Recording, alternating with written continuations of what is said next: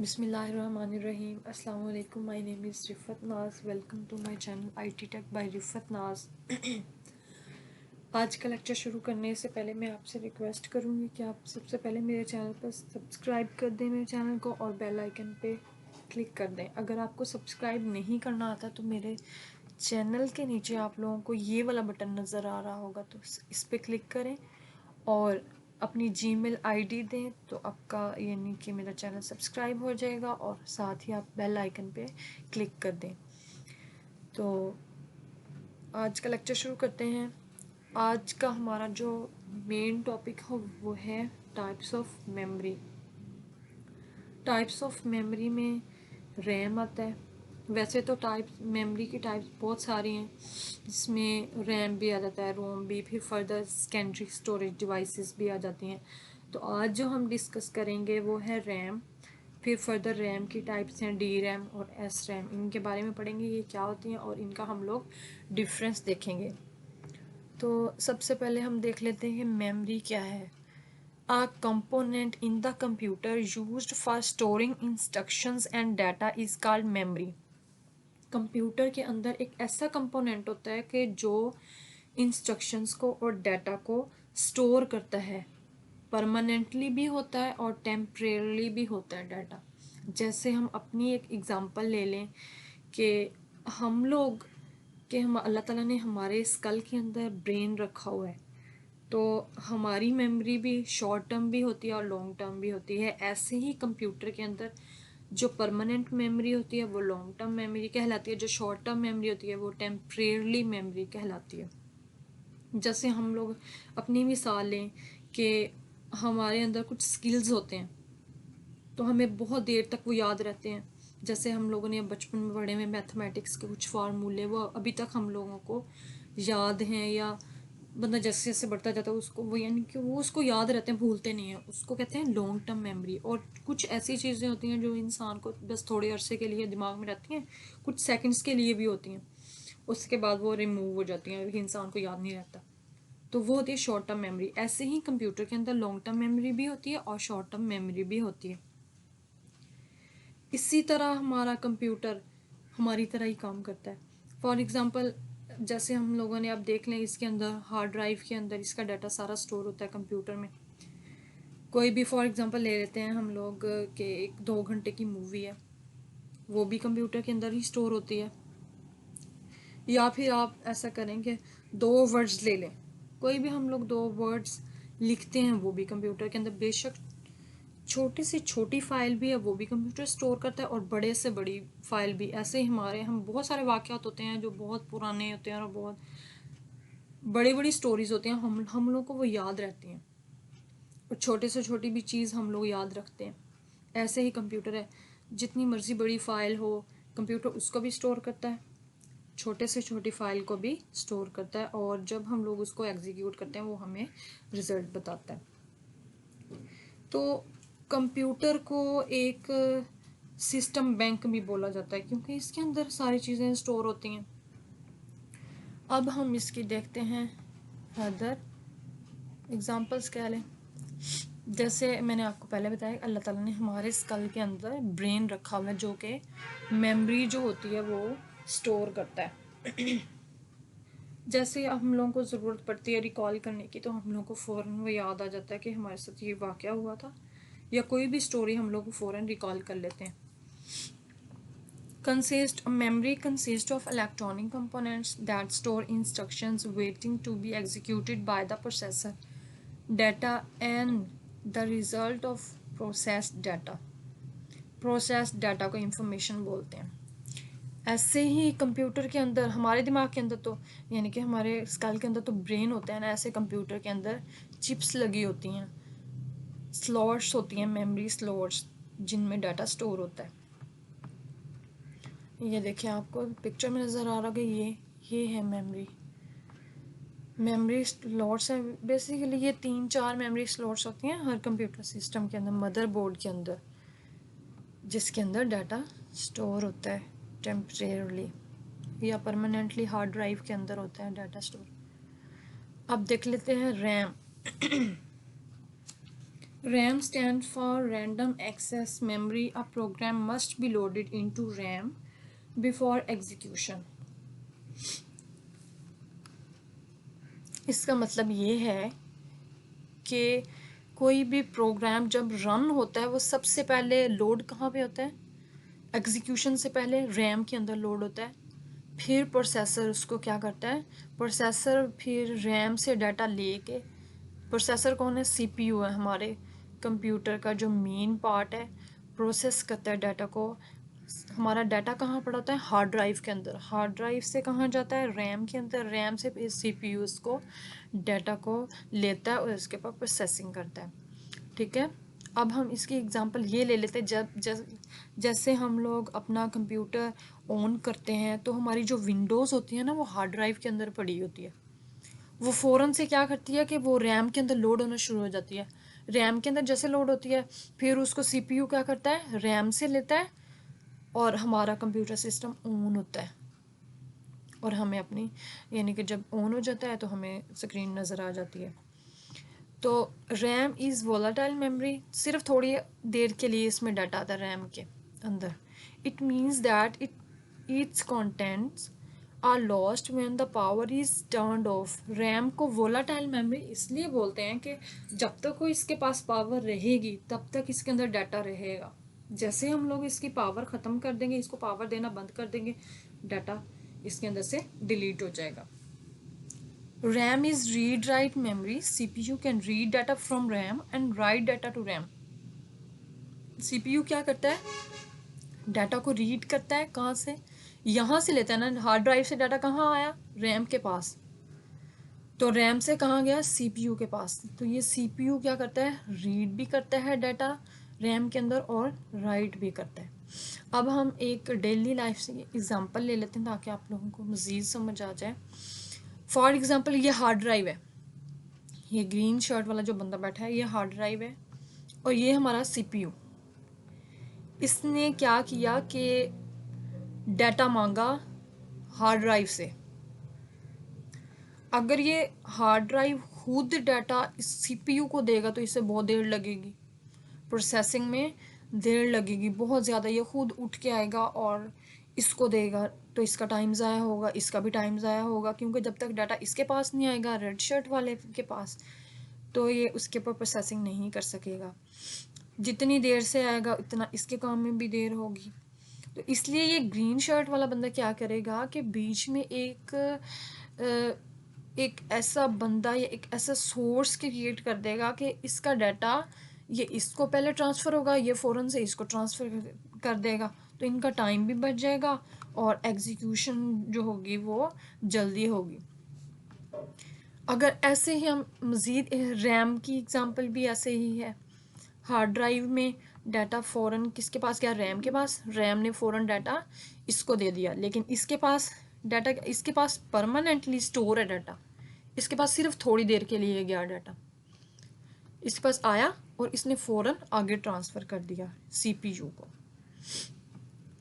एक और एग्ज़ाम्पल ले लेते हैं, जैसे बचपन में हम लोग अक्सर गेम्स खेलते होते थे तो हम लोग ऐसा करते थे कि लास्ट वाला जो होता था एक, यानी कि जो गेम खेल रहा होता था पार्टनर जो गेम का होता था उससे चीज़ लेते थे और बीच में लाइन बना लेते थे हम लोग, तो वो लाइन में ऐसे ऐसे चीज़ ट्रांसफ़र होती जाती थी, वो एंड तक पहुंच जाती थी।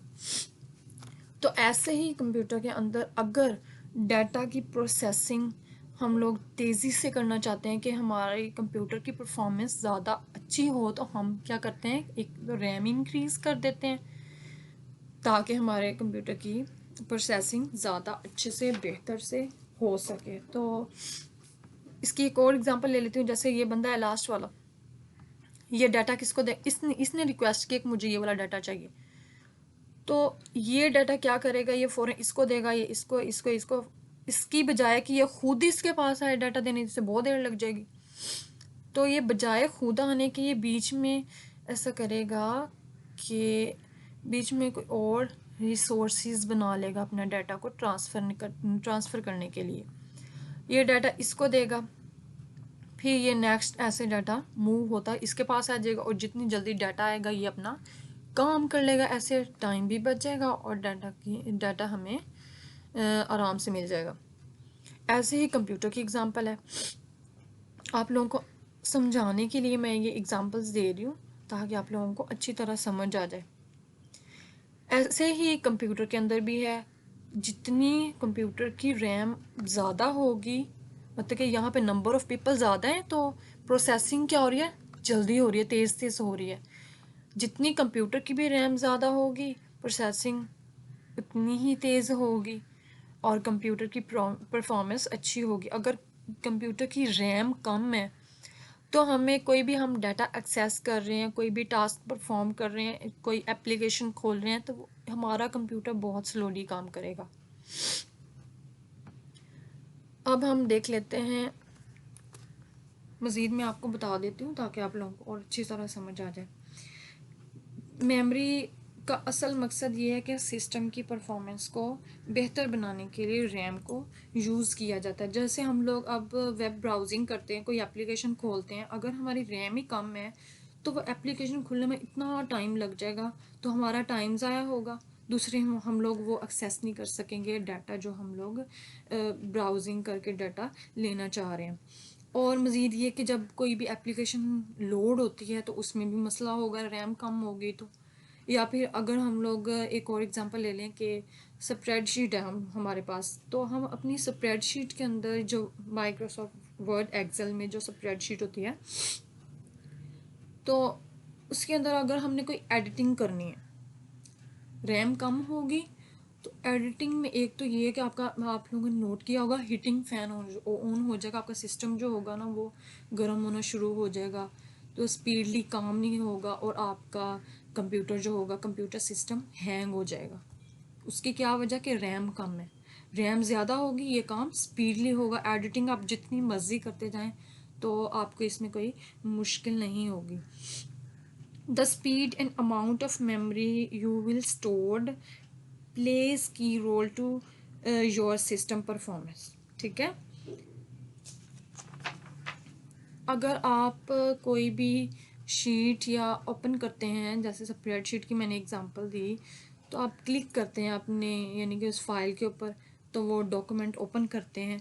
जो सॉफ्टवेयर प्रोग्राम होता है एंड डॉक्यूमेंट, तो वो सबसे पहले कहाँ कहाँ होगा, वो आपकी ड्राइव के अंदर, स्टोरेज ड्राइव में पड़ा होगा।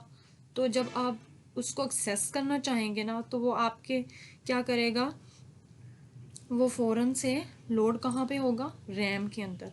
रैम में लोड होगा, फिर फर्दर सीपीयू उसको प्रोसेस करेगा, तो वो आपकी एप्लीकेशन काम करनी शुरू कर देगी। ठीक है, अब हम देख लेते हैं इसकी रैम की मज़ीद टाइप्स।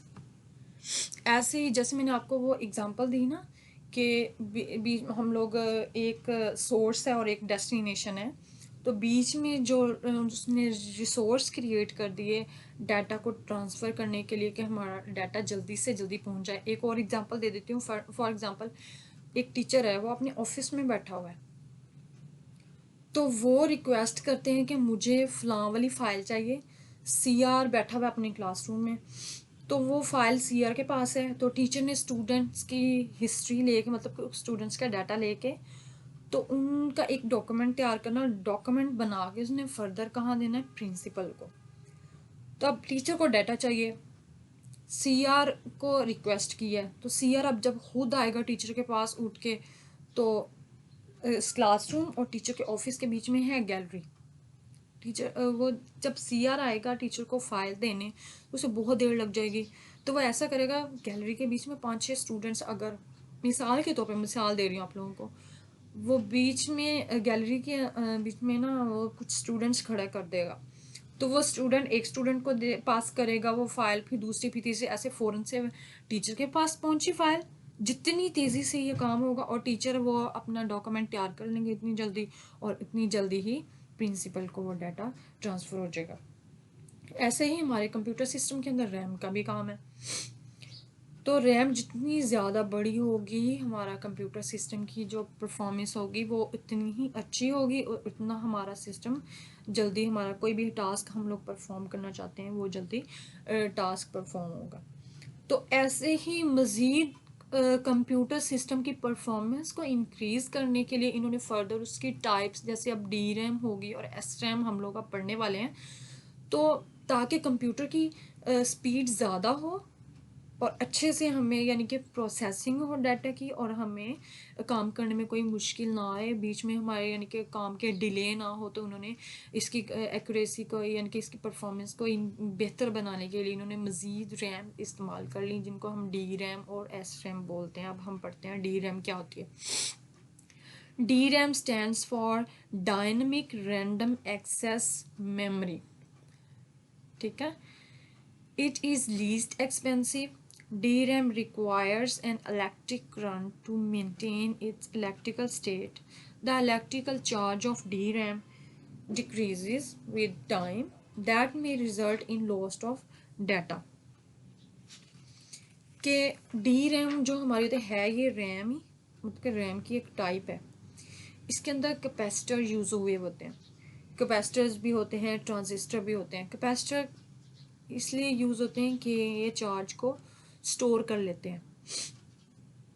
ये इसलिए डी रैम यूज़ किए ताकि कंप्यूटर की स्पीड मज़ीद तेज़ की जाए, मज़ीद इंक्रीज़ की जाए, कंप्यूटर की परफॉर्मेंस अच्छी बेहतर बनाई जाए। तो इसके अंदर जब डाटा आएगा तो ये तब भी डाटा को अपने अंदर स्टोर करेगा या अपने अंदर क्या कहते हैं लोड करेगा डाटा को, जब इसके अपने अंदर कुछ कैपेसिटी होगी। तो मीन्स के कैपेसिटर्स होते हैं इसके अंदर जिनके अच्छा चार्ज स्टोर होता है। डाटा तब तक ही इसके अंदर रहेगा जब तक इसके कैपेसिटर्स में चार्ज होगा। जैसे ही चार्ज टाइम टू टाइम यानी कि ख़त्म होना शुरू हो जाएगा, यानी कि कम होना शुरू हो जाएगा चार्ज, तो इसके अंदर से डाटा डिलीट होना शुरू हो जाएगा। डी रैम में हर मेमोरी सेल के अंदर छोटे छोटे ट्रांजिस्टर्स और कैपेसिटर्स होते हैं जो इलेक्ट्रिकल चार्जेस को स्टोर करते हैं। जब कोई चार्ज ना हो तो हमें मेमोरी के अंदर जब हमारा डाटा स्टोर होता है तो हम लोग जो मर्ज़ी कंप्यूटर के अंदर लिखें, जो मर्ज़ी करें, कंप्यूटर की लैंग्वेज की समझ नहीं आती, वो सिर्फ 0 और 1 की लैंग्वेज ही अंडरस्टैंड कर पाता है। तो इसलिए जब चार्जेस नहीं होते तो सारी बार इसकी स्टेट जो होती है वो 0 हो जाती है, जब चार्जेस होते हैं इसके अंदर तो 1 की स्टेट होती है। ऐसी इसलिए इस मेमोरी को डायनेमिक मेमोरी बोलते हैं। डी रैम को डायनेमिक रैंडम एक्सेस मेमोरी बोलते हैं, क्योंकि जब तक चार्ज होता है तब तक डाटा इसके अंदर आता है, तो जैसे ही चार्ज इसका ख़त्म हो जाता है इसके कैपेसिटर्स के अंदर तो इसका डाटा डिलीट होना शुरू हो जाता है। इसलिए इसको कॉन्टीन्यूसली चार्जिंग की ज़रूरत होती है। अब मैं आपको बता रही हूँ मदरबोर्ड के अंदर, यहाँ पे देखें ये मेमोरी स्लॉट्स हैं ब्लू कलर की, तो इसके अंदर कैपेसिटर्स लगे होते हैं, हमें नज़र नहीं आ रहे थे, इसके अंदर कैपेसिटर्स होते हैं। और ये आपको मैं डी रैम सिर्फ दिखाने के लिए मैंने पिक्चर लगाई है, ये देखें डी रैम मेमोरी स्लॉट्स या डी रैम मेमोरी स्लॉट्स लगी हुई हैं। अब नेक्स्ट है हमारे पास SRAM. SRAM stands for Static Random Access Memory. It can store data without any need of frequent recharging. CPU does not need to wait to access data from SRAM during processing. ये DRAM से ज़्यादा fast होती है क्योंकि इसमें recharging की ज़रूरत नहीं होती, इसको रिफ़्रेश करने की ज़रूरत नहीं होती, और CPU को वेट भी नहीं करना पड़ता कि वो SRAM से डाटा ले और फ़ौरन इसके ऊपर प्रोसेसिंग करे, वरना ऐसा होता था DRAM में CPU को वेट करना पड़ता था क्योंकि आहिस्ता आहिस्ता प्रोसेस हो रहा होता था इसमें। लेकिन ये हाई स्पीड है, ये जो SRAM है ये CPU को फ़ौरन से डाटा प्रोवाइड कर देती है जैसे ही CPU रिक्वेस्ट करता है। That's why it is faster than DRAM. It is used to build a very fast memory known as cache memory. जो SRAM है इसका मेन मकसद यही है कि ये क्या करती है, ये कैश मेमोरी को बिल्ड करने के लिए यूज़ होती है। ये आप पिक्चर में देखें, ये है हमारे पास SRAM।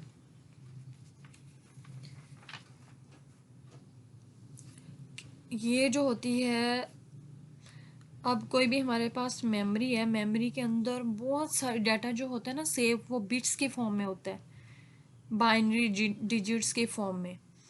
तो जितनी हम लोग हमारे पास नंबर ऑफ लाइंस होंगी हम लोग डाटे की, तो उतनी बिट्स पीछे मेमोरी के अंदर क्रिएट हो रही होंगी। ठीक है। एस रैम, इसमें यूजुअली ऐसा होता है कि इसमें 6 ट्रांजिस्टर्स होते हैं एस रैम के अंदर, जो कि इंटरलॉक्ड होते हैं, मतलब कि एक दूसरे से जुड़े हुए होते हैं, जिनको रिफ्रेश करने की ज़रूरत नहीं होती। S RAM is the fastest memory in computer system, लेकिन ये एक्सपेंसिव भी होती है डी रैम से। और इसके अंदर यानी कि जो हमारी डी रैम होती है ना, इससे 3 टाइम्स ज़्यादा स्पेस लेती है हमारी एस रैम। लेकिन जो रैम होती है ना और कैश जो मेमोरी होती है, वो सिर्फ तब तक डाटा होल्ड करते हैं जब तक इनको पावर मिलती है। जब हम स्विच ऑफ करते हैं डाटा हमारा डिलीट हो जाता है, ख़त्म हो जाता है।